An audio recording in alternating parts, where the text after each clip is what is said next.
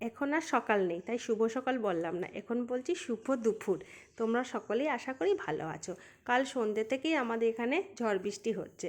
আজকে সকালেও ঝড় না হলে সমানে বৃষ্টি পড়ছে। তাই দেখো কর্তামশাইকে দিয়ে কিছুটা চিকেন আনিয়ে নিয়েছি। আজকে আসলে সবারই ছুটির দিন তো, তাই সকলে মিলে জমিয়ে খাওয়া দাওয়া করব। আর বাড়িতে আমাদের দুজন এসেছে, তাদের সাথে জমিয়ে আড্ডা আর খাওয়া দাওয়া একসাথেই হবে। তাই দেখো প্রথমেই আমি চিকেনটাতে একটু টক দই দিয়ে মাখিয়ে ম্যারিনেট করে নিচ্ছি।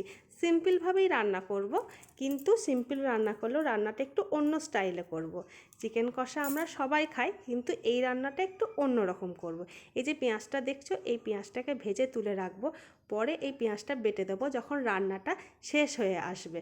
আর এই যে কিছুটা চিকেন রেখে দিয়েছি, এটা অন্য রান্না করব, যখন করব তখন তোমাদের সাথে শেয়ার করব।